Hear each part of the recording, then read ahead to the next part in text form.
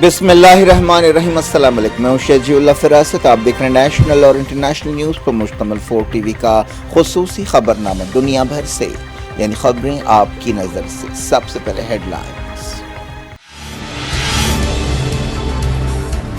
Putin मगरिब पर बरस पड़े, कहा अमरीका और इत्तेहादी यूक्रेन जंग के लिए जिम्मेदार हैं। वाशिंगटन के साथ न्यूक्लियर हथियारों का समझौता रोक दिया।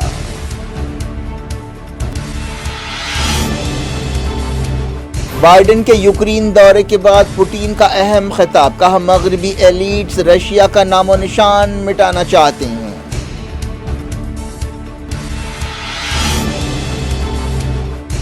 अमरीका ने पुतिन की दलीलों को रद्द कर दिया, कहा रशिया पर कोई हमला नहीं हुआ। यूक्रेन जंग जमहूरियत और आमिरियत की लड़ाई है। बाइडेन कीव से पोलैंड पहुंचे, नाटो की ईस्टर्न कमांड का लिया जायजा। तनाव पर चाइना ने किया फिक्रमंदी का इजहार। तुर्की सीरिया सरहदी इलाके में ताज़ा जलजले से 6 हलाक, डरे सहमे लोग सड़कों पर निकल पड़े। इसराइल, जॉर्डन और इजिप्ट में भी महसूस किया गया।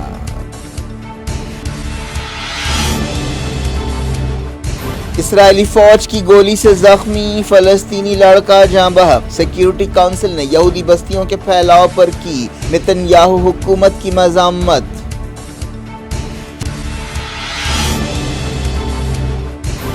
ईरानी फाउंडेशन ने की सलमान रुश्दी पर हमले की तारीफ। हमला आवर को ज़रई ज़मीन देने का ऐलान।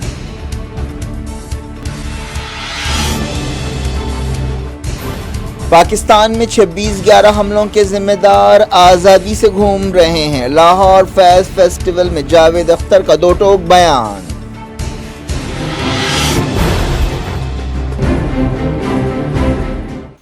हेडलाइंस आपने देखी। खबरों की तफसील की तरफ आपको लिए चलते हैं। रशिया के सदर व्लादिमीर पुतिन ने कौम से खिताब करते हुए मगरबी मुल्कों पर गुस्से का इजहार किया और यूक्रेन जंग लड़ने वाले रशियन सिपाहियों की तारीफ की। ये तकरीब एक ऐसे वक्त हुई जब अगले 3 दिनों में जंग का 1 साल मुकम्मल होने वाला है। उन्होंने इल्ज़ाम लगाया कि मगरब ने जंग के लिए उकसाया है और अब इस जंग में तेज़ी पैदा कर रहा है। पुतिन ने कहा कि अमेरिका और उसके इत्तेहादी चाहते हैं कि वो लामहदूद ताकत हासिल करें। पुतिन ने कहा कि मौशी पाबंदियों से रशिया पर कोई फ़र्क नहीं पड़ा, हालांकि मगरबी मुल्क उसे तबाह करना चाहते थे। उन्होंने रशिया के सिपाहियों की तारीफ़ करते हुए कहा कि उनके ख़ानदानों की हर तरह से मदद की जाएगी। पुतिन ने कहा कि मगरब चाहता है कि वो हमारा सफाया कर दे और हमारा नामो निशान मिटा दे। उन्होंने कहा कि यूक्रेन जंग में शिद्दत के लिए मगरबी मुल्क ही जिम्मेदार हैं। यूक्रेन जंग के लिए उकसाने, उसमें तेज़ी पैदा करने और मरने वालों की जिम्मेदारी मगरबी एलिट्स पर होती है। उन्होंने कहा कि मगरब एक मकामी टकराव को आलमी टकराव में बदलना चाहता है और हम इसका मुनासिब जवाब देंगे। पुतिन ने मगरबी मुल्कों का मजाक उड़ाते हुए कहा कि वो रूहानी तबाही की तरफ बढ़ रहे हैं। उन्होंने कहा कि ये लोग तारीख़ी हकीकतों को तोड़ मरोड़ कर पेश करते हैं, हमारे कल्चर पर तनकीद करते हैं, रशिया के ऑर्थोडॉक्स चर्च और हमारे मुल्कों की मजहबी रिवायात को नीचा दिखाते हैं। पुतिन ने कहा कि ये लोग अपने ही आदमियों के साथ क्या कर रहे हैं आप देख सकते हैं। उन्होंने ख़ानदानी निज़ाम को तबाह कर दिया है, तहजीबी और कौमी पहचान तबाह कर दी है। ये लोग बच्चों का गलत इस्तेमाल करते हैं और पादरी एक ही जिन्स की शादियों को अब आशीर्वाद दे रहे हैं। पुतिन ने यूक्रेन में मरने वाले सिपाहियों के रिश्तेदारों के लिए एक स्पेशल फ़ंड बनाने का ऐलान किया। उन्होंने कहा कि यूक्रेन की हुकूमत ने यूक्रेन के अवाम को हाईजैक कर लिया है। पुतिन ने अमेरिका के साथ न्यूक्लियर हथियारों के समझौते में शिरकत को सस्पेंड करने का फैसला किया। उन्होंने कहा कि रशिया ने जंग को टालने की हर मुमकिन कोशिश की, लेकिन मगरब की मदद रखने वाला यूक्रेन क्राइमिया पर हमले की मनसूबाबंदी कर रहा था। पुतिन ने अरकान पार्लियामेंट से खिताब करते हुए कहा कि मुझे ये ऐलान करने के लिए मजबूर होना पड़ा कि अमेरिका के साथ न्यूक्लियर हथियारों के समझौते में शिरकत रोकी जा रही है। 2010 से इस समझौते पर अमल हो रहा था, जिसे न्यू स्टार्ट ट्रीटी कहा जाता है। इस समझौते पर 2010 में प्राग में दस्तखत हुए थे और 2021 में 5 बरसों के लिए उसे बढ़ाया गया था। रशिया के पास दुनिया में सबसे ज़्यादा न्यूक्लियर हथियार हैं, उसके पास तकरीबन 6000 वारहेड्स हैं। अमेरिका और रशिया के पास दुनिया के 90% न्यूक्लियर हथियार हैं। پوٹین نے یہ خطاب ایک ایسے وقت کیا جب ایک دن پہلے ہی امریکی صدر جو بائیڈن نے کیف کا اچانک دورہ کیا تھا۔ اس دورے کے دوران بائیڈن نے یوکرین کی اضافی $500 ملین مدد کا وعدہ کیا تھا اور کہا تھا کہ امریکہ یوکرین کی ہر ممکن مدد کرے گا۔ انہوں نے یہ بات دہرائی کہ نیٹو کو اپنی سرحدوں سے دور رکھنے کے لیے رشیا کو قدم اٹھانے پڑیں گے۔ بائیڈن نے کیف کا دورہ کرتے ہوئے صدر وولڈیمیر زیلنسکی سے ملاقات کی تھی۔ امریکہ کے نیشنل سیکیورٹی ایڈوائزر جیک سولیوان نے پوٹین کی تقریر کا جواب دیتے ہوئے کہا کہ یہ دلیل غلط ہے کہ رشیا حملے کی زد میں تھا۔ یوکرین سے امریکی صدر بائیڈن پولینڈ روانہ ہوئے، جہاں انہوں نے ایک تقریر کرتے ہوئے یوکرین جنگ کو جمہوریت اور آمیریت کے درمیان لڑائی قرار دیا۔ انہوں نے میڈیا سے بات چیت کرتے ہوئے کہا کہ کوئی بھی رشیا پر حملہ نہیں کر رہا تھا، یہ ایک بیکار بات ہے۔ بائیڈن نے پولینڈ میں نیٹو کی ایسٹرن کمانڈ کے بارے میں صلاح مشورہ کیا اور ایسٹرن کمانڈ کا جائزہ لیا۔ بائیڈن نے پولینڈ میں نیٹو کی ایسٹرن کمانڈ کے بارے میں تفصیل سے بات چیت کی۔ یوکرین کے صدر وولڈیمیر زیلنسکی کے ایڈوائزر نے کہا کہ پوٹین کی تازہ تقریر ان کی الجھن کو ظاہر کرتی ہے۔ اس دوران آسٹریا میں یوکرین کے سفیر نے الزام لگایا کہ پوٹین جھوٹ بول رہے ہیں۔ اٹلی کی وزیر اعظم جارجیا میلونی کیف کا دورہ کر رہی ہیں۔ یہ جنگ سے متاثرہ یوکرین میں ان کا پہلا دورہ ہے۔ زیلنسکی نے یوکرین کی فوجی مدد کے لیے اٹلی کا شکریہ ادا کیا۔ چائنا نے یوکرین جنگ کے تعلق سے فکر مندی کا اظہار کیا ہے۔ چائنا کے وزیر خارجہ نے کہا کہ بیجنگ رشیا کے ساتھ لامحدود شرکت کا پابند ہے۔ رشیا نے پچھلے سال 24 فروری کو یوکرین پر حملے شروع کیے تھے۔ ترکی اور سیریا کے سرحدی علاقے میں تازہ زلزلے سے کم 6 لوگ ہلاک ہوئے اور سینکڑوں زخمی ہوئے۔ کل رات ترکی کا جنوبی صوبہ ہاتھی اور نارتھ سیریا میں 6.3 شدت کا زلزلہ آیا تھا۔ اس زلزلے کے نتیجے میں کئی عمارتوں کو نقصان پہنچا۔ اس مہینے کے شروع میں ترکی اور سیریا میں آنے والے زلزلے میں 45,000 سے زیادہ لوگ ہلاک ہوئے ہیں۔ نئے زلزلے کے بعد سیریا کے ادلیب اور دوسرے مقامات پر لوگ کافی ڈرے سہمے تھے اور اپنی گھروں سے اور عمارتوں سے باہر نکل پڑے۔ تازہ زلزلے کے جھٹکے جارڈن، سائپرس، اسرائیل اور ایجپٹ میں بھی محسوس کیے گئے۔ 2 ہفتے پہلے اسرائیلی فوج کی گولی کا شکار ایک فلسطینی بچہ جاں بحق ہو گیا ہے۔ فلسطین کی وزارت صحت نے 16 سالہ منتصر الشاوہ کی موت کا اعلان کیا۔ یہ لڑکا 2 ہفتے پہلے سر میں گولی لگنے سے زخمی ہو گیا تھا۔ یہ واقعہ 8 فروری کو بلاتا ریفیوجی کیمپ میں پیش آیا تھا جو نابلس میں واقع ہے۔ فلسطین انفارمیشن سینٹر نے بتایا کہ اس سال یعنی 2023 میں اب تک اسرائیلی کارروائیوں میں جاں بحق فلسطینیوں کی تعداد 51 ہو گئی ہے، جن میں 12 بچے، ایک ضعیف خاتون اور ایک قیدی شامل ہے۔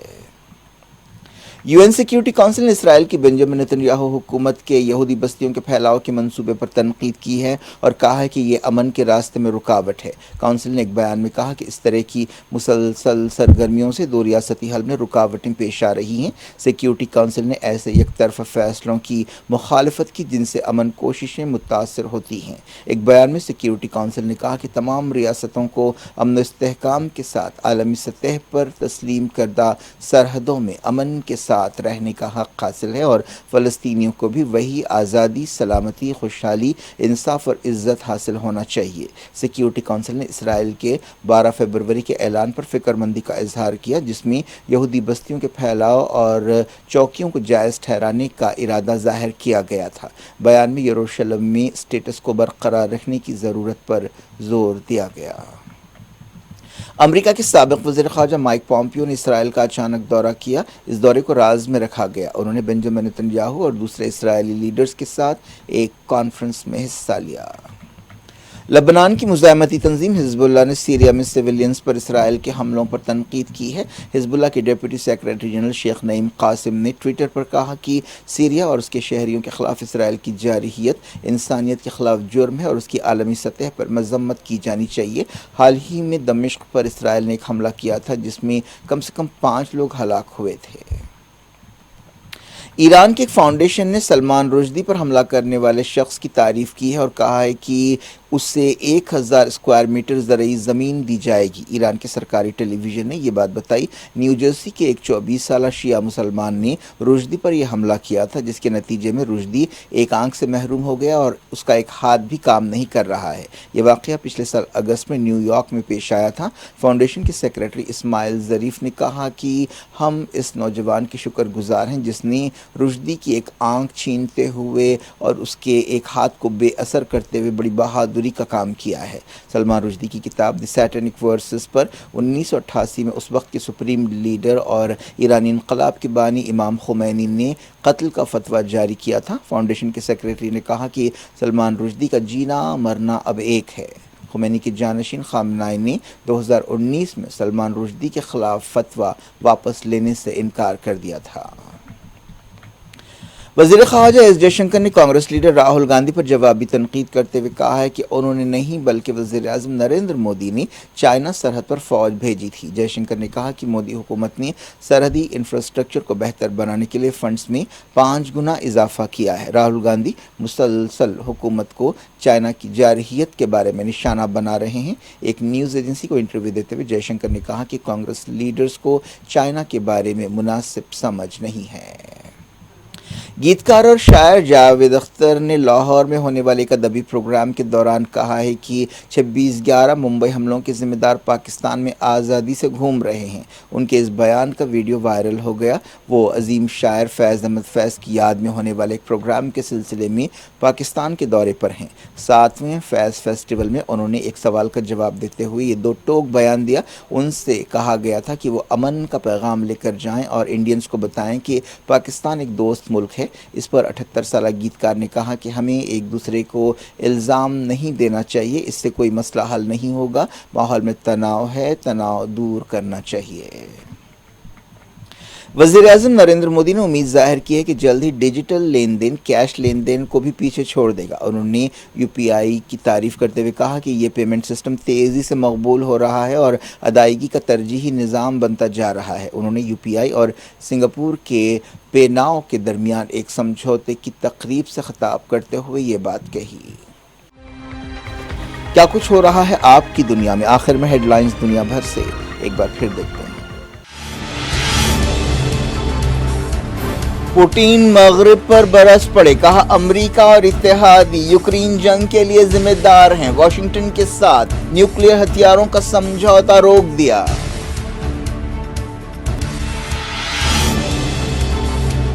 بائیڈن کے یوکرین دورے کے بعد پوٹین کا اہم خطاب، کہا مغربی ایلیٹس رشیا کا نام و نشان مٹانا چاہتے ہیں۔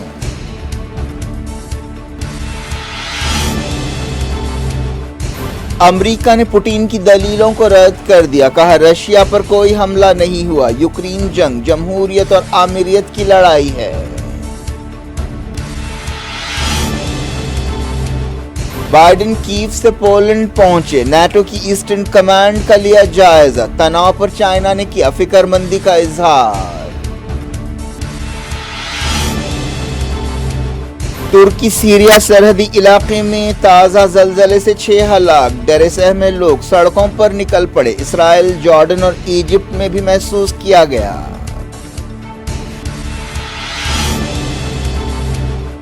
اسرائیلی فوج کی گولی سے زخمی فلسطینی لڑکا جاں بحق، سیکیورٹی کونسل نے یہودی بستیوں کے پھیلاؤ پر کی نتن یاہو حکومت کی مذمت۔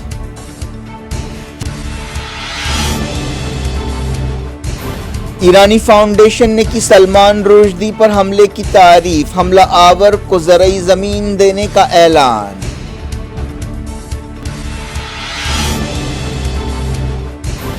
پاکستان میں 26/11 حملوں کے ذمہ دار آزادی سے گھوم رہے ہیں، لاہور فیض فیسٹیول میں جاوید اختر کا 2 ٹوک بیان۔